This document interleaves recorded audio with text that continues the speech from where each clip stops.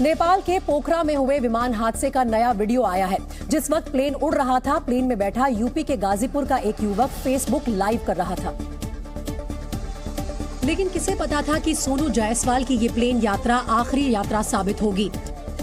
किसे पता था कि कुछ ही सेकंड बाद प्लेन क्रैश हो जाएगा और प्लेन में बैठे सभी 72 यात्री मारे जाएंगे।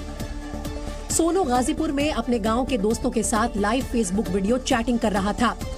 फेसबुक लाइव के दौरान विशाल प्लेन के बाहर का नजारा दिखा रहा था। करीब 50 सेकंड के इस वीडियो में प्लेन के अंदर का नजारा भी दिखाई दिया। लोग बेफिक्र होकर प्लेन में बैठे हुए थे। प्लेन से काठमांडू से पोखरा तक सिर्फ आधे घंटे का ही तो रास्ता था, लेकिन तभी प्लेन हिचकोले खाने लगा। वीडियो के दौरान ही हादसा हुआ और चंद मिनट पहले के माहौल में अचानक गड़गड़ाहट और लोगों का शोर सुनाई देने लगा। विमान दुर्घटनाग्रस्त हो चुका था।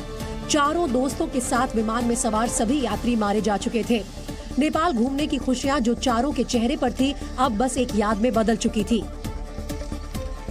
सोनू जायसवाल अपने 3 दोस्तों के साथ नेपाल घूमने गए थे। सभी यूपी के गाजीपुर के रहने वाले थे। सोनू के साथ उसी के गांव के रहने वाले उसके दोस्त विशाल शर्मा और अभिषेक कुशवाहा की भी मौत हो गई, जिसके बाद पूरे गांव में मातम पसर गया। अभिषेक कुशवाहा के घर में चीख पुकार मच गई। घर की महिलाओं का रो रो कर बुरा हाल है। अभिषेक कुशवाहा गांव में जनसेवा केंद्र चलाते थे और अपने परिवार के इकलौते कमाने वाले सदस्य थे। उनके पिता गुमसुम से बैठे हुए हैं।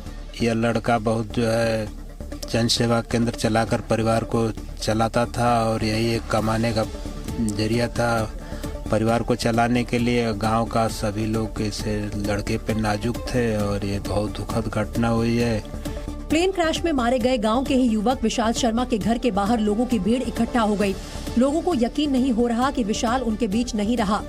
कासिमाबाद तहसील के अलावपुर गांव में लोगों ने शोक की वजह से मार्केट भी बंद कर दिया। 4 लड़के हमारे यहाँ थे। चारों लड़के हमारे यहाँ को ब्लास्ट हो गई। काठमांडू से आ गए थे पोखरा के लिए और 4 बार तो इसके शोक में हम लोग बंद करती है। पूरी मार्केट पूरा बंद आ रहा है। जी हाँ, पूरी मार्केट बंद। अच्छे लड़के थे, बहुत सब चारों साथी थे हम लोग के। गांव वालों के मुताबिक 4 दोस्तों में से एक की शादी हुई थी। बहुत बढ़िया स्वभाव के थे, बहुत बढ़िया, उसमें कोई बात नहीं है। सब बच्चे अच्छे थे। हम चाहेंगे सरकार से कि उनको कुछ अनुदान बढ़िया से बढ़िया मिले। नेपाल प्लेन क्रैश में गाजीपुर के जहूराबाद के चक जैनब गांव के रहने वाले अनिल राजभर की भी मौत हो गई। अनिल 5 भाई बहनों में सबसे छोटा था और उसकी मौत की खबर पहुंचते ही परिवार में कोहराम मच गया। अनिल की मां अनिल का नाम पुकार पुकार कर रोने लगी। अनिल राजभर अपने घर में अकेला कमाने वाला सदस्य था। वो गांव में सहज जनसेवा केंद्र चलाता था। उसकी 3 बहनों और बड़े भाई की शादी हो चुकी है, लेकिन अनिल की शादी नहीं हुई थी। परिवार सरकार से आर्थिक सहायता की मांग कर रहा है। छोटी मोटी दुकान चलाकर किसी तरह से अपने परिवार का जीविकोपार्जन करता था। हम यही कहेंगे कि अपनी सरकार से भी मांग रहेगी कि पूरा परिवार उसी के ऊपर डिपेंड होने के कारण पूरा का पूरा परिवार अब बिखरने के कगार पर आ गया है। अनिल के दोस्त अमित भी उसके साथ नेपाल जाने वाले थे, लेकिन इनकी खुशकिस्मती थी कि अनिल इन्हें बिना बताए नेपाल चले गए। जो भी काम करता था वो हमको बता के करता था। बस यही ट्रिप है जो कि नहीं बता के गया और प्लानिंग था इसका 1 तारीख को जाने के लिए, लेकिन इसका कुछ काम पड़ने के कारण ये लोग प्लान बदल दिया और जा पाए, लेकिन हमको भी जाना था उन लोगों के साथ में। लोग नहीं बताया और चुपके से निकल गया। परिवार की मांग है कि सरकार नेपाल से डेड बॉडी लाने का इंतजाम कर दे। विमान हादसे में मारे गए गाजीपुर के चारों दोस्तों के परिवार ने आज धरना दिया। उनकी मांग है कि सरकार जल्द से जल्द पार्थिव शरीर को लाने का इंतजाम करे और आर्थिक मदद भी दे। और वो हत्या और एक्सटॉर्शन जैसे मामलों में लंबे वक्त तक जेल में रहा है। जेल में उसकी मुलाकात लाल किले पर हमले के आरोपी आरिफ मोहम्मद से हुई। जेल में ही वो लश्कर ए तैयबा के आतंकी सोहेल से भी मिला। सोहेल 2018 में पाकिस्तान चला गया था। नेपाल के येती एयरलाइंस के प्लेन क्रैश में प्लेन में मौजूद एयर होस्टेस ओशिन की भी मौत हो गई। हादसे के बाद प्लेन के अंदर ओशिन का वीडियो काफी वायरल हो रहा है, जिसमें ओशिन आले प्लेन के अंदर हिंदी फिल्म सॉन्ग पहला नशा पहला खुमार पर डांस करती दिखाई दे रही हैं। जिस वक्त ओशिन ने ये टिकटॉक वीडियो बनाया, उस वक्त यात्री प्लेन में नहीं आए थे। बताया जा रहा है कि हादसे के पहले ओशिन ने प्लेन के अंदर से ये वीडियो शेयर किया था। किसी को क्या पता था कि ओशिन का ये आखिरी वीडियो हो जाएगा। ओशिन का आखिरी वीडियो खूब वायरल हो रहा है। उस नाले को नेपाल में लोग खुशगवार टिकटॉकर के रूप में जानते थे। नेपाल के पोखरा में विमान हादसे में सभी 72 यात्री मारे जा चुके हैं। 68 डेड बॉडी मिल चुकी है। प्लेन क्रैश क्यों हुआ, इसकी जांच जारी है। हादसे की जगह पर जी मीडिया की टीम पहुंची, जहां सिर्फ मलबा ही नजर आ रहा था। बाकी 4 शवों की तलाश जारी थी। सुबह मौसम खराब होने की वजह से राहत बचाव कार्य में दिक्कतें भी आई। Nepal armed police force, Nepal police and Nepal army के 200 से ऊपर ऑफिशियल्स मौजूद हैं। यहाँ पे 5 मेंबर की कमेटी फॉर्म की गई है इन्वेस्टिगेट करने के लिए कि ये क्रैश का रीजन क्या है, इसका कॉज क्या है। खबरों के मुताबिक दुर्घटनाग्रस्त विमान का ब्लैक बॉक्स मिल गया है। इस ब्लैक बॉक्स के जरिए हादसे का कारण पता लगाया जा सकेगा। शुरुआती जांच में विमान का इंजन फेल होना बताया जा रहा है। त्यो जहाज चाहिँ ल्यान्डिङ क्लियरेन्स पनि पाइसकेका थियो, ल्यान्डिङ गर्ने अवस्थामा थियो, पूरा तयारी अवस्थामा थियो। अब एक्सिडेन्ट किन भयो, वेदर पनि राम्रै थियो, त्यसले गर्दाखेरि यो एउटा investigation high level investigation team पनि बन्दैछ। वहीं विमान हादसे को लेकर नेपाल में आज 1 दिन का राष्ट्रीय शोक घोषित किया गया था। ओडिशा के पुरी में स्थित जगन्नाथ मंदिर इन दिनों एक नई तरह की परेशानी से जूझ रहा है। मंदिर प्रशासन ने जानकारी दी है कि मंदिर परिसर पर चूहों के झुंड ने हमला कर दिया है और ज्यादातर हिस्सों में फैल गए हैं। मंदिर में चूहों का आतंक इतना बढ़ गया है कि उन्होंने भगवान जगन्नाथ, बलभद्र और देवी सुभद्रा के वस्त्र तक कुतर डाले हैं। साथ ही चूहों ने कई मूर्तियों के चेहरे भी खराब कर दिए हैं। मंदिर प्रशासन को अब परिसर में मौजूद लकड़ी की मूर्तियों पर चूहों के हमले का डर सता रहा है। साथ ही जगह जगह चूहों द्वारा फैलाई जा रही गंदगी की वजह से मंदिर परिसर में पूजा पाठ और अनुष्ठान में भी दिक्कत हो रही है। बताया जा रहा है कि चूहों की फौज ने मंदिर की फर्श और दीवारों तक में सुरंगें बना ली हैं, जिनकी वजह से जगन्नाथ मंदिर के गर्भगृह को भी नुकसान पहुंचने की आशंका जताई जा रही है। पवित्र जगह होने की वजह से मंदिर प्रशासन चूहों को मारने के लिए जहर का इस्तेमाल नहीं कर रहा है। हालांकि चूहों को पकड़ने के लिए मंदिर परिसर में जगह जगह जाल बिछाए गए हैं। इसके साथ ही मंदिर प्रशासन चूहों की समस्या का हल तलाशने के लिए एक्सपर्ट्स की सलाह भी ले रहा है, ताकि इससे जल्द से जल्द छुटकारा पाया जा सके। चीन के एक केमिकल प्लांट में बहुत बड़ा धमाका हुआ, जिसके बाद वहां अफरा तफरी मच गई और आसमान धुएं के गुबार से भर गया। जानकारी के मुताबिक इस ब्लास्ट में 2 लोगों की मौत हो गई और 12 लोग लापता हो गए। जानकारी के मुताबिक धमाका पंजिन के एक केमिकल प्लांट में हुआ, जिसके बाद प्लांट की कई यूनिट्स में आग लग गई। देखते ही देखते इस आग ने विकराल रूप धारण कर लिया और आसमान में लपटें उठती नजर आई। पंजिन के स्थानीय प्रशासन ने दावा किया कि फायर ब्रिगेड ने आग पर फौरन काबू पा लिया, लेकिन जो तस्वीरें और वीडियो सामने आए उनसे साबित होता है कि धमाके की वजह से केमिकल प्लांट को बहुत नुकसान पहुंचा। पंजिन की स्थानीय सरकार ने प्रेस रिलीज जारी कर बताया कि फिलहाल केमिकल प्लांट में लगी आग की वजह से एयर क्वालिटी पर कितना असर पड़ा है, इसका आकलन किया जा रहा है। यही नहीं, इस बात का भी पता लगाया जा रहा है कि धमाका कैसे हुआ। हालांकि ऐसा पहली बार नहीं हुआ है। इससे पहले तियानजिन के एक केमिकल प्लांट के गोडाउन में धमाका हुआ था, जिसमें 173 लोगों की जान चली गई थी।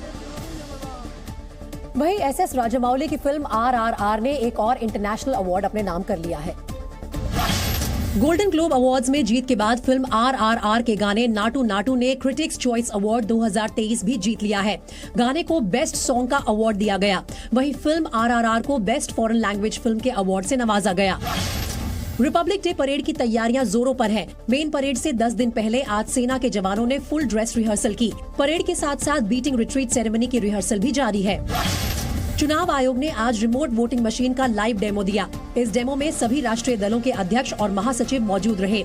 रिमोट वोटिंग सिस्टम लागू होने के बाद लोग दूसरे राज्य में रहकर भी अपने गृह जिले में वोट डाल सकेंगे। मदुरई के पालामेडु जिले में जल्लीकट्टू कार्यक्रम का आयोजन किया गया। बैलों को काबू करने की कोशिश में आज एक पुलिसकर्मी समेत 6 लोग घायल हो गए। बीते दिन भी खेल के दौरान 19 लोग घायल हो गए थे। पूरा देश अयोध्या में राम मंदिर का निर्माण पूरा होने का इंतजार कर रहा है, ताकि वहां जाकर श्री राम के पूजन दर्शन कर सके। वहीं देश के दुश्मन अयोध्या के राम मंदिर के खिलाफ साजिशें बनाने में जुटे हैं, जिसका पर्दाफाश देश की खुफिया एजेंसियों ने किया है। एजेंसियों के अलर्ट के मुताबिक आतंकियों ने अयोध्या में राम मंदिर पर बड़े आत्मघाती हमले की साजिश बनाई है। सूत्रों के मुताबिक इस पूरी आतंकी वारदात की प्लानिंग पाकिस्तान से एक्टिव आतंकी संगठन जैश ए मोहम्मद के आकाओं ने की है। हमले के लिए आतंकियों के पहले पाकिस्तान से नेपाल और फिर नेपाल के रास्ते भारत में घुसपैठ करवाने की तैयारी है। हमले की जिम्मेदारी जैश के सुसाइड स्क्वाड यानी आत्मघाती दस्ते को सौंपी गई है। इस खुफिया अलर्ट के बाद राम मंदिर समेत पूरी अयोध्या में सुरक्षा बढ़ा दी गई है और बाहर से आने वाली गाड़ियों पर खास नजर रखी जा रही है। साथ ही नेपाल बॉर्डर पर भी खुफिया नेटवर्क को एक्स्ट्रा अलर्ट रखा गया है।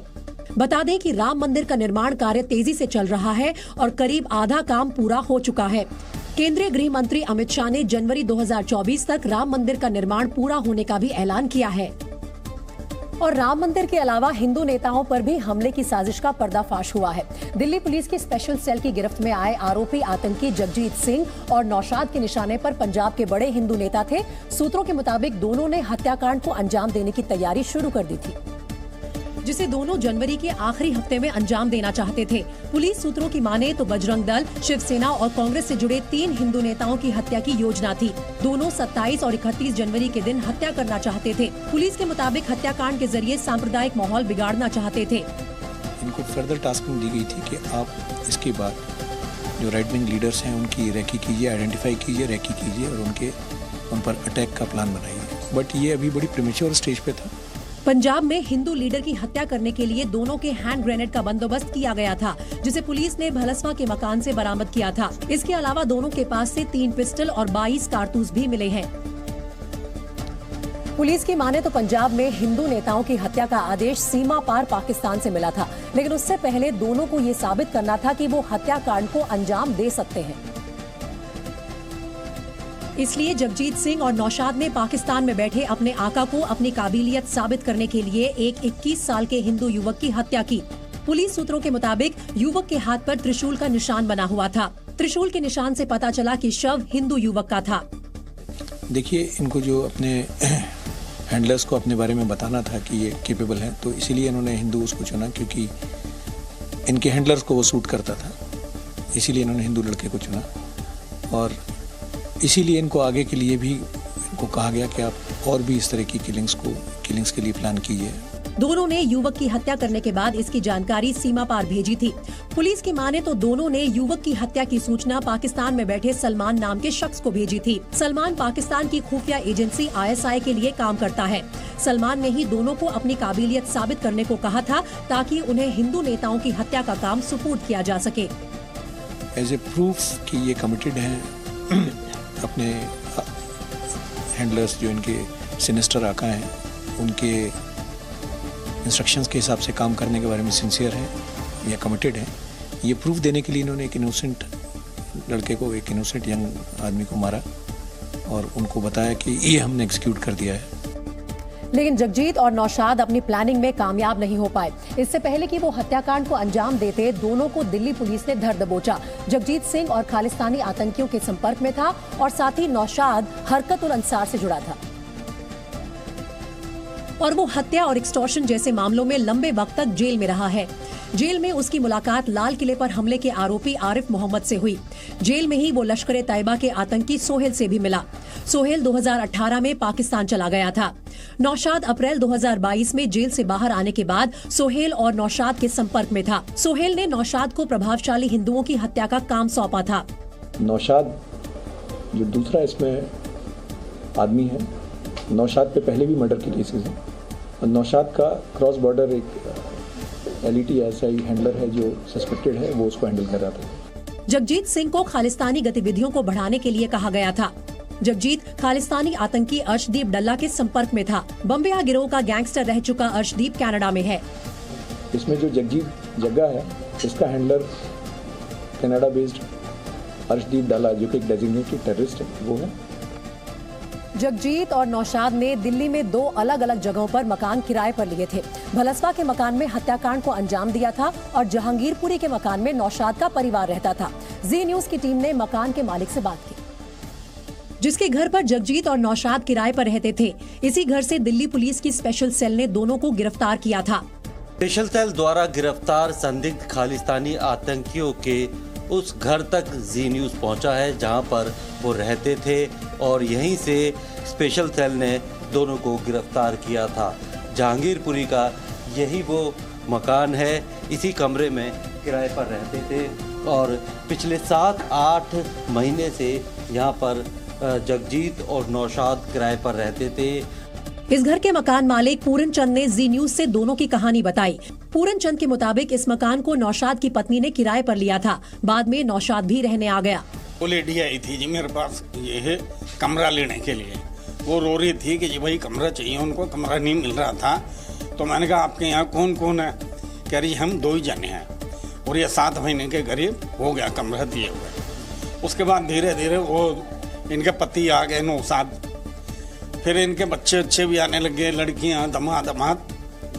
बाकी हमें ये नहीं पता लगा कि ये लोग ये गलत काम करते हैं। तो अब सवाल उठता है कि अगर इस घर में नौशाद और उसका परिवार रहता था तो जगजीत सिंह उर्फ जग्गा यहाँ कैसे रहने लगा? क्या इसकी जानकारी मकान मालिक को थी? जिसका जवाब है हाँ। मकान मालिक पूरन चंद के मुताबिक करीब 2.5 महीने पहले नौशाद की पत्नी जगजीत को अपना भाई बताकर लाई थी। ये अभी मेरे ख्याल 2-2.5 महीने से ये आया है। जो लेडी थी वो गरीब मेरा भाई है। मकान मालिक के मुताबिक नौशाद बिल्कुल टाइम पर किराया देता था। वो खुद को प्रॉपर्टी डीलर बताता था। हालांकि बाद में मकान मालिक को ये भी पता चल गया था कि वो मर्डर के केस में जेल से सजा काट कर आया था। वो प्रॉपर्टी डीलर का काम बताता था नौशाद कि मैं प्रॉपर्टी डीलर का काम करता। कभी बताया कि पहले वो कहाँ था, क्योंकि जेल काट के भी आ रखा है वो? हाँ, जेल काट के आए, वो बाद में पता लगा हमारे। देश के सबसे पुराने कोर्ट केसेस में से एक कलकत्ता हाईकोर्ट में निपटारा हो गया। जानकारी के मुताबिक ये केस 72 साल से चल रहा था और देश के सबसे पुराने केसेस में से एक था। ये मामला दरअसल बहरामपुर बैंक लिमिटेड के दिवालिया होने और बिकने से जुड़ा था और पहली बार 19 नवंबर 1948 में कलकत्ता हाईकोर्ट में दायर किया गया था। दिवालिया होने के बाद बहरामपुर बैंक ने कर्ज वसूली के लिए ग्राहकों को नोटिस भेजा था, जिसके बाद कुछ कर्जदारों ने बंगाल मनी लेंडर्स एक्ट 1940 का हवाला देते हुए बैंक के खिलाफ हाई कोर्ट में याचिका दायर की थी। सितंबर 2022 में ये मामला 2 बार हाई कोर्ट में सुनवाई के लिए आया, लेकिन दोनों पक्षों का कोई भी व्यक्ति कोर्ट में पेश नहीं हुआ, जिसके बाद कलकत्ता हाई कोर्ट ने इस केस को खत्म करने का फैसला सुनाया। अमेरिका के कैलिफोर्निया में रिहायशी इलाकों को अभी बाढ़ से राहत मिली भी नहीं थी कि एक बार फिर तूफान ने दस्तक दे दी। वहां पिछले 2 हफ्ते में आया ये 8वां तूफान है, जिसने कैलिफोर्निया में अलग अलग जगह पर तबाही मचा रखी है। जबकि मौसम विभाग ने आशंका जताई है कि एक और तूफान कैलिफोर्निया में भारी बारिश की वजह बन सकता है। कैलिफोर्निया के सांता क्रूज से आई तस्वीरों में सैलाब का जबरदस्त कहर दिखाई दिया, जहां सड़कों पर लगे साइन बोर्ड्स डूब गए थे। पानी कितना ज्यादा है इसका अंदाजा भी इन तस्वीरों से लगाया जा सकता है। मकानों की पहली मंजिल तक पानी बह रहा है। गाड़ियों की सिर्फ छतें दिख रही हैं और सैलाब उन्हें बहा ले जाने को तैयार है। सांता क्रूज के रिहायशी इलाकों में जहां पानी किसी नदी की तरह बहता दिख रहा है, वहां तूफान से पहले तक सड़कें दिखाई देती थी, लेकिन लगातार बारिश के बाद नदी नहरों में उफान आ गया है। ड्रोन तस्वीरों में हर तरफ पानी ही पानी दिखाई दिया, मानो पूरा सांता क्रूज किसी टापू में तब्दील हो गया हो। तूफान का असर बरकरार रहने तक कैलिफोर्निया में लोगों की मुसीबतें भी कम नहीं होने वाली। बारिश, बाढ़ और तूफान से मची तबाही की एक और तस्वीर कैलिफोर्निया की ऑरेंज काउंटी से सामने आई, जहां लोगों को सुरक्षित निकालने के लिए हेलीकॉप्टर की मदद लेनी पड़ी। ऑरेंज काउंटी में हेलीकॉप्टर से लटक रही रस्सी के जरिए एक फायर फाइटर नीचे उतरता दिखा। वहां नहर के तेज बहाव के बीच एक महिला फंस गई थी, जिसने लगातार बढ़ते पानी और उफान में अपनी जान बचाने के लिए एक पेड़ का सहारा लिया था। लेकिन पानी का बहाव इतना तेज था कि किसी भी पल वो सैलाब की चपेट में आ सकती थी। जानकारी मिलते ही फायर फाइटर्स ने रेस्क्यू ऑपरेशन शुरू किया और महिला को सुरक्षित वहां से बाहर निकाला गया। कैलिफोर्निया में बाढ़ बारिश में अब तक करीब 19 लोगों की मौत हो चुकी है। कैलिफोर्निया में 26 दिसंबर 2022 से बारिश और तूफान का दौर जारी है, लिहाजा कहीं बाढ़ है तो कहीं लैंडस्लाइड। सैन मैथ्यू काउंटी में अचानक कैलिफोर्निया हाईवे का एक बड़ा हिस्सा धंस गया, जिसकी वजह से हाईवे को आवाजाही के लिए बंद करना पड़ा। वहीं सैन फ्रांसिस्को के गोल्डन गेट ब्रिज पर भी एक हादसा हो गया। वहां एक बड़ा ट्रक तूफान की चपेट में आकर पलट गया। हादसे की वजह से गोल्डन गेट ब्रिज कई घंटे तक बंद रहा। अमेरिका का कैलिफोर्निया बीते 1 महीने से कुदरत का कहर झेल रहा है। कहीं पर बर्फीला तूफान आ रहा है तो कहीं इतनी बारिश हो रही है कि बाढ़ के हालात बन गए। आखिर इन सब की वजह क्या है वो आपको बताते हैं। कैलिफोर्निया में एटमॉस्फेरिक रिवर की वजह से तूफान आ रहे हैं और लगातार बारिश हो रही है। एटमॉस्फेरिक रिवर का मतलब है वायुमंडल में बहुत ज्यादा भाप का एक ही जगह पर इकट्ठा हो जाना, यानी कैलिफोर्निया के आसमान पर भाप की नदी बन गई है जो बादलों की शक्ल में होती है और भाप से भरे यही बादल हवा के बहाव के साथ घूमते रहते हैं। जब हवा का बहाव तेज हो जाता है तो ये भाप बर्फ या बारिश के रूप में जमीन पर गिरती है। इसीलिए एटमॉस्फेरिक रिवर की वजह से कैलिफोर्निया में पिछले 2 हफ्ते में 8 तूफान आ चुके हैं। इन तूफानों की वजह से अब तक 2 लाख करोड़ रुपए के नुकसान की आशंका जताई गई है। यहां कांग्रेस की भारत जोड़ो यात्रा पंजाब में जारी है। राहुल गांधी की भारत जोड़ो यात्रा का आज 122वां दिन है। राहुल गांधी ने आज जालंधर से होशियारपुर तक पद यात्रा की। इस दौरान कई समर्थक उनके साथ चलते नजर आए। महाराष्ट्र के वाशिम में कुछ युवकों ने औरंगजेब की फोटो लेकर जमकर डांस किया। पुलिस ने घटना का संज्ञान लेते हुए 8 लोगों के खिलाफ मामला दर्ज कर लिया है, जिनमें से फिलहाल 2 को गिरफ्तार किया गया है। महाराष्ट्र के ठाणे इलाके में कॉलेज छात्रों के बीच हुए विवाद के बाद छात्रों के एक गुट ने गाड़ियों में तोड़फोड़ की। छात्रों की ये हरकत सीसीटीवी कैमरे में रिकॉर्ड हो गई, जिसके बाद पुलिस ने आरोपित छात्रों को हिरासत में ले लिया। महाराष्ट्र के मुख्यमंत्री एकनाथ शिंदे का अनोखा अंदाज देखने को मिला। सीएम शिंदे ठाणे में आयोजित एक क्रिकेट टूर्नामेंट का उद्घाटन करने पहुंचे थे और इस दौरान उन्होंने दमदार बल्लेबाजी की। बदहाल पाकिस्तान की मदद के लिए देश सामने जरूर आए हैं, लेकिन पाकिस्तान के प्रधानमंत्री शहबाज शरीफ को ये मदद अब बेइज्जती जैसी लगने लगी है। उन्होंने विदेश से मिलने वाली आर्थिक मदद को लेकर बड़ी बात कबूल की है। शहबाज शरीफ ने यूएई दौरे की बात करते हुए माना कि कुछ देश पाकिस्तान की मदद तो करते हैं, लेकिन मन ही मन ये सोचते हैं कि बार बार हम मुंह उठाकर भीख मांगने चले आते हैं। शहबाज शरीफ यही नहीं रुके, उन्होंने अपने मुल्क की बदहाली का जिक्र करते हुए कहा कि यूएई ने 1 अरब रुपए की मदद तो कर दी, लेकिन मोहम्मद बिन जायद अल नायान ने ये भी कहा कि पाकिस्तान को व्यापार और निवेश पर ध्यान देना चाहिए। शहबाज शरीफ को कर्ज मांगने में शर्मिंदगी महसूस हुई, लेकिन शरीफ को ये भी पता है कि शर्मिंदगी तब और बढ़ जाएगी जब वो कर्ज चुका नहीं पाएंगे। लिहाजा उन्होंने वही काम किया जो इमरान खान करते आ रहे थे। शहबाज शरीफ ने पाकिस्तान की कंगाली का सारा दोष इमरान खान की सरकार पर मढ़ दिया। शहबाज ने आरोप लगाया कि विदेशों से कर्ज लेने से बचा जा सकता था और अर्थव्यवस्था को पटरी पर लाया जा सकता था, लेकिन ऐसा किया नहीं गया। लेकिन इमरान खान ने उनके आरोपों को सिरे से खारिज कर दिया और कहा कि वो तो सिर्फ 3 साल सत्ता में रहे, इससे पहले तो उन्हीं की सरकार थी। बड़ा आज क्राइसिस के अंदर हम पड़ गए और ये मजीद बिगड़ेगा। कोई अखबार में इश्तिहार आया हुआ है जी कि उन्होंने डिफॉल्ट से बचा लिया पाकिस्तान को। जो पीडीएम है, ये इनकी सारी जो तरक्की होती है वो इश्तिहारों में होती है। सारी दुनिया के सामने बेकारियों की तरह फिर रहे हैं और मुल्क डिफॉल्ट के करीब है और पैसे मांगते फिर रहे हैं।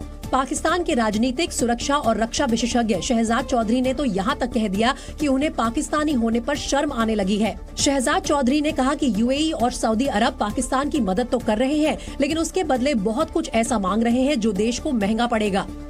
पाकिस्तान के शहजाद चौधरी ने द एक्सप्रेस ट्रिब्यून में लिखा कि अगर वो हेनरी किसिंजर होते तो भारत पर एक ग्रंथ लिखते। उन्होंने कहा कि भारत ने पिछले साल दुनिया की 5वीं सबसे बड़ी अर्थव्यवस्था बनने के लिए ब्रिटेन को पीछे छोड़ दिया। नरेंद्र मोदी की जमकर तारीफ की।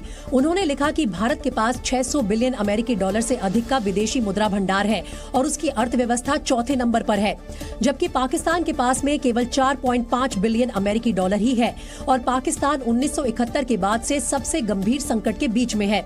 शहजाद ने लिखा कि भारत की तस्वीर को अंतर्राष्ट्रीय स्तर पर चमकाने का काम जो मोदी ने किया है, वैसा अभी तक कोई नहीं कर पाया। शहजाद की माने तो भारत हर दिन मजबूत हो रहा है और ये बात शहबाज सरकार को याद रखनी होगी। शहजाद चौधरी ने कहा कि पाकिस्तान को भारत से सीख लेते हुए साहसिक फैसले लेने होंगे और एक ऐसी आर्थिक नीति तैयार करनी होगी जिससे देश तबाह की दलदल से बाहर निकल सके। अमेरिकी दबाव को दरकिनार करते हुए भारत रूस से सबसे ज्यादा क्रूड ऑयल यानी कच्चा तेल खरीदने वाला देश बन गया है। भारत ने दिसंबर 2022 में सबसे ज्यादा क्रूड ऑयल रूस से खरीदा। इससे पहले अक्टूबर और नवंबर में भी ऐसा ही हुआ था, जबकि एनर्जी कार्गो ट्रैकर वोर्टेक्सा की रिपोर्ट के मुताबिक दिसंबर 2022 में भारत ने हर दिन औसतन 11,90,000 बैरल कच्चा तेल रूस से खरीदा। जबकि दिसंबर 2021 में भारत प्रतिदिन 36,255 बैरल तेल ही रूस से खरीदता था। यानी एक साल में रूस से तेल की खरीद करीब 32 गुना बढ़ गई। भारत अब अपनी जरूरत का 25% तेल रूस से ही मंगाता है। मार्च 2022 तक भारत अपनी जरूरत का बेहद छोटा हिस्सा ही रूस से खरीदता था, लेकिन अप्रैल से हालात बिल्कुल बदल गए। पिछले साल अक्टूबर में रूस ने भारत को तेल बेचने के मामले में इराक और सऊदी अरब को भी पीछे छोड़ दिया। G7 देशों ने दिसंबर की शुरुआत में रूसी क्रूड ऑयल पर प्राइस कैप लगा दिया था। इसके तहत $60 प्रति बैरल या इससे कम कीमत पर ही रूस से तेल खरीदा जा सकता था, लेकिन इस प्राइस कैप का रूस से भारत की तेल खरीद पर कोई असर नहीं पड़ा। विरोधी पार्टियों से हमेशा 2 कदम आगे चलने वाली बीजेपी ने 2023 में 9 राज्यों में होने वाले विधानसभा चुनाव की तैयारियां शुरू कर दी और इसके लिए आज से बीजेपी की राष्ट्रीय कार्यकारिणी की बैठक भी शुरू हो गई। हालांकि मीटिंग शुरू होने से पहले प्रधानमंत्री नरेंद्र मोदी ने संसद मार्ग से एनडीएमसी कन्वेंशन सेंटर तक करीब 15 मिनट रोड शो किया। शाम 3 बजे पटेल चौक से शुरू हुआ पीएम मोदी का ये रोड शो संसद मार्ग जंतर मंतर से होता हुआ एनडीएमसी कन्वेंशन सेंटर तक पहुंचा। इस दौरान सड़क के दोनों तरफ समर्थकों की भारी भीड़ नजर आई, जबकि पीएम मोदी अपनी गाड़ी से बाहर निकलकर लोगों का अभिवादन स्वीकार करते नजर आए और समर्थक उन पर फूलों की बारिश करते रहे।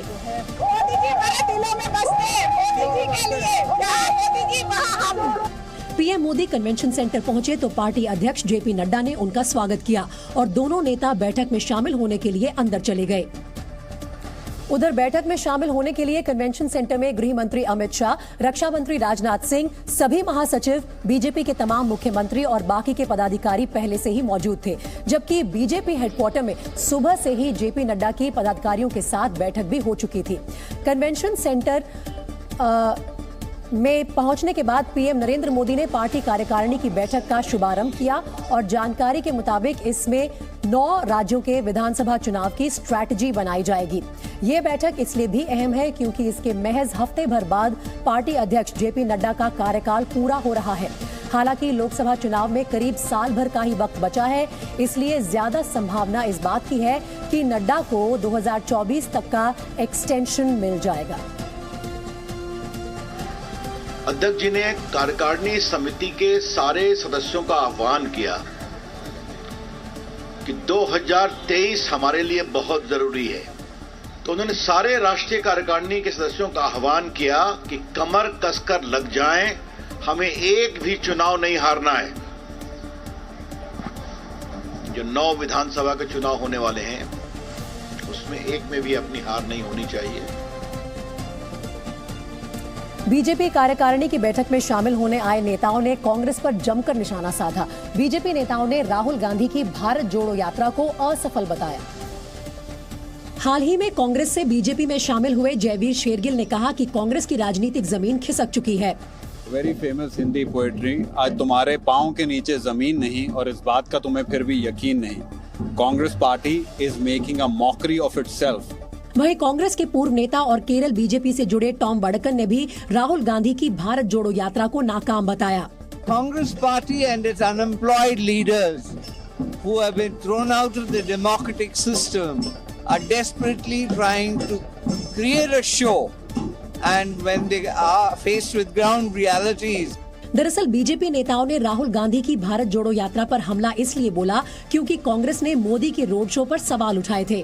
जोड़ो यात्रा एक मूवमेंट है, एक जन आंदोलन है, ये घबराए हुए हैं, भोखलाए हुए हैं। जम्मू कश्मीर में एवलांच और लैंडस्लाइड की दोहरी मार पड़ रही है। शनिवार को सोनमर्ग में आए बर्फीले तूफान ने भारी तबाही मचाई, वहीं अब रामबन में लैंडस्लाइड ने लोगों की मुसीबत बढ़ा दी, जिसकी एक खौफनाक तस्वीर भी सामने आई। रामबन के पंथियाल में पहाड़ दरके तो देखते ही देखते पहाड़ का ढेर सारा मलबा सड़क पर आ गिरा। मलबे के साथ साथ बड़े बड़े पत्थर भी पहाड़ से खिसककर सड़क पर गिरे, जिससे जम्मू श्रीनगर नेशनल हाईवे बंद हो गया। लैंडस्लाइड की तस्वीर इतनी भयानक थी कि जिसने भी पहाड़ों को दरकते देखा वो सुन रह गया। लैंडस्लाइड से पंथियाल के स्टील टनल को नुकसान पहुंचा है, लेकिन गनीमत रही कि हाईवे से निकल रही कोई भी गाड़ी लैंडस्लाइड की चपेट में नहीं आई, नहीं तो बड़ा हादसा हो सकता था। लैंडस्लाइड की घटना के बाद प्रशासन ने तुरंत जम्मू श्रीनगर हाईवे पर ट्रैफिक को रोक दिया। इससे पहले शनिवार को जम्मू कश्मीर के सोनमर्ग में बर्फीला तूफान आया था, जिससे एक वर्कशॉप तबाह हो गया था। जम्मू कश्मीर में मौसम विभाग ने 10 दिनों तक एवलांच का अलर्ट जारी किया है। जम्मू कश्मीर में बर्फबारी से तापमान -डिग्री पहुंच गया है। जम्मू कश्मीर के सोनमर्ग में कमर तक बर्फ जम गई है और कई इलाकों में तापमान -10 डिग्री तक पहुंच गया है। मौसम विभाग ने 18 जनवरी से जम्मू कश्मीर में भारी बर्फबारी की चेतावनी जारी की है, जिससे एवलांच और भूस्खलन का खतरा और बढ़ गया है। आप देखिए कदम जो कम से कम घुटनों तक पैर चले जाते हैं मेरे, इतनी बर्फ की मात्रा है। 3 से 4 फीट की बर्फ यहाँ पर है और ठंड इतनी ज्यादा यहाँ पर रहती है कि यहाँ तापमान -15 से -20 तक चला जाता है। उसका अंदाजा आप इन पेड़ों से लगा सकते हैं। ये जो देवदार के पेड़ हैं, इन पर जो बर्फ गिरी है वो एकदम से जमी हुई है। हालांकि खिली धूप है, लेकिन तब भी ये बर्फ जो है पिघल नहीं पा रही है, क्योंकि इतनी ज्यादा ठंड यहाँ पर रहती है और बर्फीली हवाएं चलती है। कश्मीर और हिमाचल में पहाड़ों पर हो रही भारी बर्फबारी से पूरा उत्तर भारत भीषण शीतलहर की चपेट में है।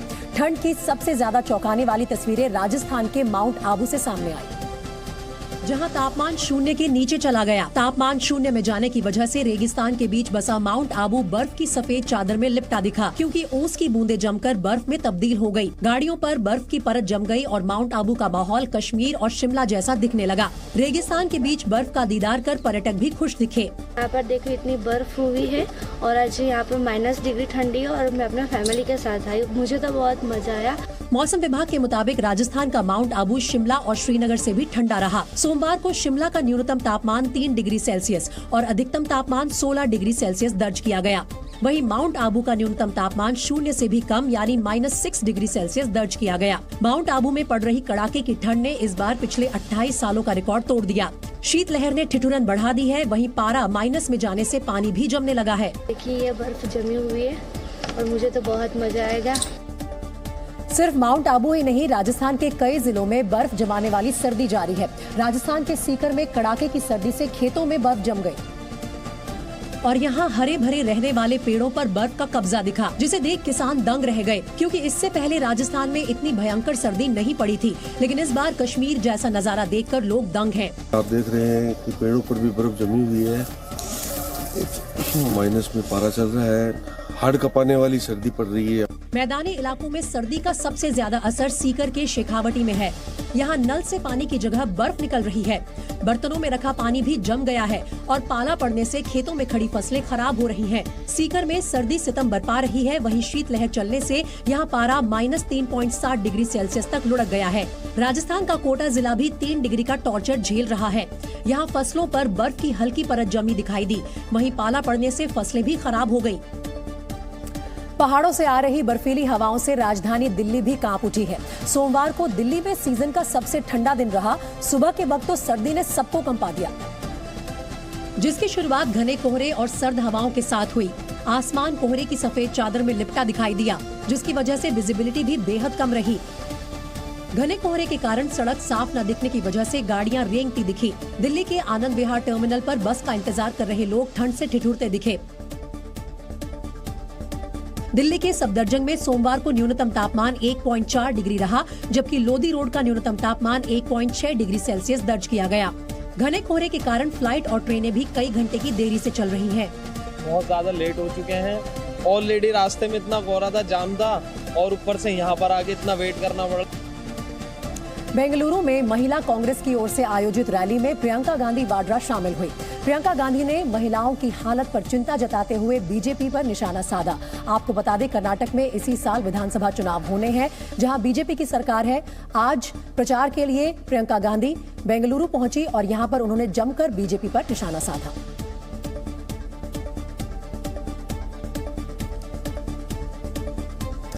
गुरुग्राम में पुलिस की पीसीआर वैन एक बच्ची की मौत की वजह बनी। गुरुग्राम में पुलिस वैन और कार की भीषण टक्कर हुई। जानकारी के मुताबिक पुलिस वैन रॉन्ग साइड से आ रही थी, जिसके बाद दोनों की भिड़ंत हो गई। इस हादसे में कार में सवार एक 6 महीने की बच्ची की मौत हो गई। नोएडा के सेक्टर 63 में पुलिस और एक्साइज विभाग ने चेकिंग के दौरान एक कंटेनर से 750 पेटी शराब बरामद की। पुलिस ने मामला दर्ज कर एक तस्कर को गिरफ्तार कर लिया है। पश्चिम बंगाल के गंगा सागर में श्रद्धालुओं को ले जा रही 2 नावें समंदर में फंस गई। दरअसल गंगा सागर में ले जा रही 2 नाव कोहरे और लो टाइड की वजह से रेत में अटक गई, जिसके बाद कोस्ट गार्ड्स की टीम ने अपनी नाव के जरिए उन्हें रेस्क्यू किया। पंजाब के फरीदकोट में बदमाशों ने मेडिकल स्टोर पर लूट की वारदात को अंजाम दिया। बदमाशों ने बंदूक की नोक पर दुकान के मालिक से करीब 40,000 रुपए लूटे और फरार हो गए। यूक्रेन के निप्रो शहर पर हमले के बाद पुतिन अपनी एक और धमकी को सच साबित करने में जुट गए।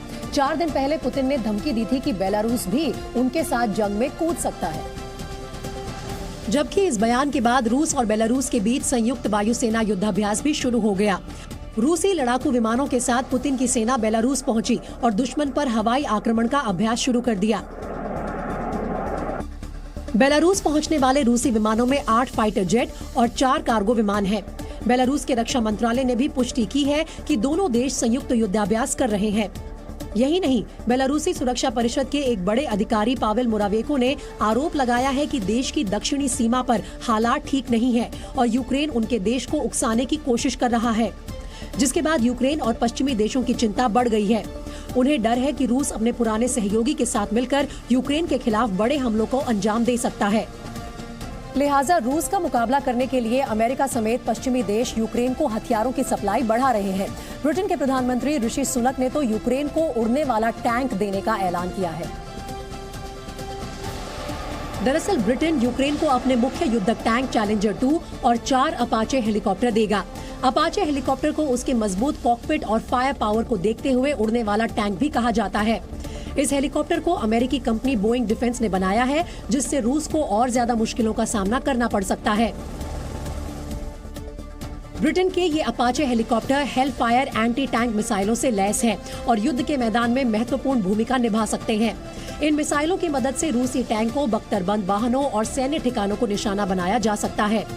इसके अलावा अपाचे हेलीकॉप्टर जमीन पर मौजूद यूक्रेनी सेना के काफिले की निगरानी भी कर सकता है। हालांकि रूस ने इस सैन्य मदद के लिए ब्रिटेन को चेतावनी दी है। रूसी रक्षा मंत्रालय ने कहा है कि यूक्रेन को हथियारों से पाटना जंग को भड़काना है। कड़ाके की ठंड में रूस यूक्रेन युद्ध तो जारी है, लेकिन रूस के एक शहर में लोग त्राहिमाम कर रहे हैं। ये लोग युद्ध से ज्यादा ठंड से लड़ना मुश्किल मान रहे हैं। दरअसल पृथ्वी पर सबसे ठंडे कहे जाने वाले साइबेरिया शहर याकुत्स्क में असामान्य रूप से इस हफ्ते तापमान 0 से 50 डिग्री सेल्सियस नीचे गिर गया है। ये शहर राजधानी मॉस्को से 5000 किलोमीटर पूर्व में स्थित है। इस शहर के लोग घरों में कैद हो गए हैं। जो लोग बाहर निकल रहे हैं उनका सामना जमा देने वाली ठंड से हो रहा है, जबकि सड़कों पर बर्फ की मोटी चादर जम गई है। दिन में भी रात जैसी स्थिति है। गाड़ियों को हेडलाइट और फॉग लैंप के सहारे चलाना पड़ रहा है। बाजार लगभग बंद है और जो खुले हैं वहाँ ग्राहक बहुत कम आ रहे हैं। С ними невозможно бороться. Ну, то есть, типа, либо ты приспосабливаешься, одеваешься, либо ты страдаешь и ездишь на машине. Ну, то есть, элементарно у меня... याकुत्स्क फिलहाल पृथ्वी का सबसे ठंडा शहर है। लोगों की पलकों पर भी बर्फ जम रही है। यहाँ कोल्ड कर्फ्यू जैसा है, लेकिन हैरान करने वाली बात यह है कि ऑफिस और स्कूल सब खुले हुए हैं। पटना के बीजेपी दफ्तर में केंद्रीय मंत्री अश्विनी चौबे पत्रकारों से बात कर रहे थे। इसी दौरान एक अजीब माहौल देखने को मिला। केंद्रीय मंत्री अश्विनी चौबे अपनी बात कहते कहते फूट फूट कर रोने लगे। वे आंदोलन में उपवास पर बैठे परशुराम चतुर्वेदी के निधन पर शोक व्यक्त कर रहे थे। उसकी मृत्यु सुनकर के मैं बहुत दुखी हूँ। पहले से दुखी था और ये खबर ने मुझे अत्यधिक दुख पहुँचाया है। मैं कुछ बोल नहीं सकता। मैं बहुत दुखी हूँ। वहीं गढ़चिरौली में नक्सलियों ने पुलिस पर फायरिंग की। महाराष्ट्र के गढ़चिरौली में पुलिस और नक्सलियों के बीच मुठभेड़ हुई। पुलिस ने घटनास्थल से हथियार और वॉकी टॉकी बरामद किए हैं। वहीं नक्सलियों की तलाश जारी है।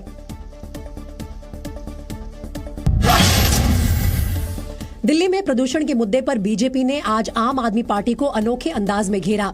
दिल्ली विधानसभा सत्र के पहले दिन बीजेपी के विधायक मास्क और ऑक्सीजन सिलेंडर लेकर पहुंचे और सीएम केजरीवाल से जवाब मांगे। मेरठ में पेट्रोल पंप कर्मियों ने पति पत्नी और बच्चों की लाठी डंडों से पिटाई की। पति पत्नी ने गाड़ी में कम पेट्रोल डालने का विरोध किया, जिसके बाद पेट्रोल पंप कर्मियों ने पूरे परिवार की पिटाई शुरू कर दी। एमपी के शिवपुरी से चेन स्नैचिंग का मामला सामने आया है। दरअसल महिला अपने घर के बाहर अलाव सेक रही थी और तभी बाइक सवार कुछ बदमाशों ने महिला के गले से चेन खींच ली और फरार हो गए। ये पूरी वारदात सीसीटीवी कैमरे में रिकॉर्ड हो गई। जोशीमठ से करीब 5 किलोमीटर दूर सेलंग गांव के लोग खौफ में हैं। जोशीमठ शहर में दरारों वाले मकानों की संख्या लगातार बढ़ रही है। अब तक 826 मकानों में दरारें आ चुकी हैं। ऐसे में सेलंग गांव के भी कई घरों और खेतों में दरारें आने लगी हैं। सेलंग गांव का हाल भी जोशीमठ जैसा ना हो जाए, इस बात से लोग डरे दिखे। कोई ये डर लग रहा है कि कभी टूट सकता है एक ही झटके में, क्योंकि यहाँ नीचे नीचे एक टनल जा रही है। गांव के लोग अपनी दुर्दशा के लिए एनटीपीसी की तपोवन विष्णुगढ़ हाइड्रो पावर परियोजना को जिम्मेदार ठहरा रहे हैं। उनका दावा है कि गांव के नीचे एनटीपीसी की 9 सुरंगें बनी हैं।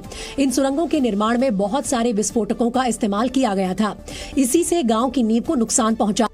ये टनल बने उस समय से दरारें आने शुरू हुई है। कब से? ये 2007-8 से यहाँ ब्लास्ट जब से शुरू हुआ उस समय से दरारें आने शुरू हुई है। तो जो भी यहाँ टनल बने हैं इसी के नीचे, गांव के नीचे है सर। सेलंग गांव के 15 से ज्यादा घरों में दरारें आने का दावा किया जा रहा है।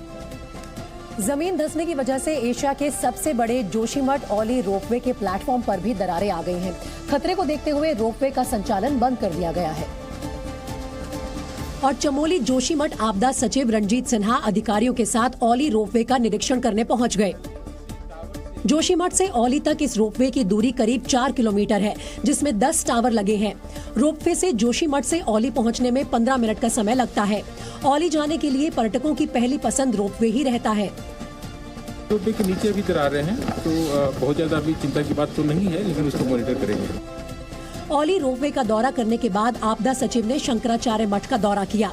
मठ की दीवारों पर दरारें आ गई हैं। जहां दरारें आई वहां मेजरमेंट स्केल लगाया गया ताकि पता चल सके कि दरारें कितनी बड़ी हैं। यहाँ तो पहले भी थे सर, ये पहले था, रिपेयर किया था, ये दोबारा फिर ये अभी आया। जोशीमठ में जमीन धंसने का असर पर्यटन पर भी पड़ा है। जोशीमठ से 15 किलोमीटर दूर औली पर्यटकों से खाली पड़ा है। बर्फ की चादर से ढका औली सैलानियों से गुलजार रहता था, लेकिन आजकल यहाँ सन्नाटा पसरा हुआ है। औली में ताजा बर्फबारी भी हुई है। चारों तरफ सफेद खूबसूरती बिखरी हुई है, लेकिन इसके बावजूद औली खाली है। जोशीमठ में जमीन धंसने का खौफ इस कदर है कि पर्यटक औली जाने से परहेज कर रहे हैं। औली में पर्यटकों की संख्या काफी कम हो चुकी है। तस्वीरें आप मेरे पीछे आसपास चारों तरफ देख पा रहे होंगे। कोई पर्यटक आपको औली में दिखाई नहीं दे रहा है। बर्फबारी भी यहाँ हो चुकी है, बर्फ भी पड़ी हुई है, लेकिन उसके बावजूद भी लोग यहाँ नहीं पहुँच रहे हैं। पर्यटकों के नहीं पहुँचने से यहाँ रोजी रोटी पर बुरा असर पड़ा है। पर्यटन से जुड़े लोग खाली बैठे हुए हैं। यहाँ के लोगों की मेन रोजी रोटी यही है, पर सर इसके दरार पड़ रही है, भूदशा हो रहा है, इसके कारण यहाँ टूरिस्ट आ नहीं रहे हैं। तो उस कारण सर यहाँ के लोगों की रोजी रोटी बिल्कुल कम हो चुकी है। और देखिए कि हमारे गाइड सभी इधर ही हैं, अभी सुबह से कोई गया ही नहीं ऊपर। हैदराबाद में पुलिस को उस वक्त बड़ी कामयाबी मिली जब एक गिरोह एटीएम से पैसे लूटकर भाग रहा था। इस दौरान गाड़ी में रुपए से भरे 4 बक्सों को लेकर चोर फरार हो रहे थे, जिसमें पीछे से पुलिस की गाड़ी ने टक्कर मारी, जिससे एक बॉक्स के सारे नोट सड़क पर फैल गए, जिन्हें पुलिस ने जब्त कर लिया। बता दें कि बैंक एटीएम का एक अलार्म पुलिस स्टेशन में लगा था, जिसके चलते पुलिस तुरंत अलर्ट हो गई और इस लूट की वारदात को रोकने में कामयाबी मिली। अमेरिका के फ्लोरिडा में केनेडी स्पेस सेंटर के लॉन्च कॉम्प्लेक्स पर काउंटडाउन खत्म होते ही धुएं का गुबार छा गया और स्पेसएक्स का अब तक का सबसे शक्तिशाली रॉकेट फैल्कन हेवी अंतरिक्ष में रवाना हो गया।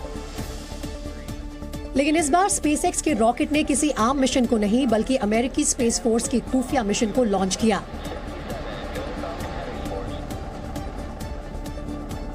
फैल्कन हेवी रॉकेट जैसे ही लॉन्च हुआ, पूरे केनेडी स्पेस सेंटर पर आग की रोशनी फैल गई और धुआं छा गया। रॉकेट तेजी से आसमान की तरफ बढ़ने लगा। इसकी मंजिल थी धरती से करीब 35,700 किलोमीटर दूर ऑर्बिट में अमेरिकी स्पेस फोर्स 67 मिशन की सैटेलाइट्स को पहुंचाना। लिफ्ट ऑफ के करीब 2.5 मिनट बाद रॉकेट के दोनों साइड बूस्टर अलग हो गए और लिफ्ट ऑफ के 4 मिनट बाद ही दूसरा चरण कोर स्टेज से अलग हो गया। ये फैल्कन हेवी रॉकेट की अब तक की 5वीं उड़ान थी। लॉन्चिंग के लगभग 8.5 मिनट बाद दोनों साइड बूस्टर की फ्लोरिडा के Cape Canaveral space force station में स्पेसएक्स के लैंडिंग जोन 1 और 2 पर सुरक्षित लैंडिंग हुई। स्पेसएक्स की ये 163 और 164वीं सफल बूस्टर रिकवरी थी और इन्हें भविष्य में अंतरिक्ष अभियानों के लिए दोबारा इस्तेमाल किया जा सकेगा। स्पेसएक्स के रॉकेट से जिस मिशन को लॉन्च किया गया वो अंतरिक्ष में इस साल अमेरिका का पहला मिशन है। अब आपको इसके बारे में बताते हैं। USS F-67 अमेरिकी स्पेस फोर्स का राष्ट्रीय सुरक्षा से जुड़ा एक खुफिया मिशन है।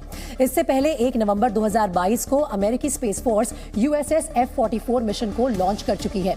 USS F-44 को भी स्पेसएक्स के फैल्कन हेवी रॉकेट से ही लॉन्च किया गया था। स्पेस फोर्स अमेरिकी सेना का ही एक नया विभाग है जिसका गठन 2019 में किया गया था।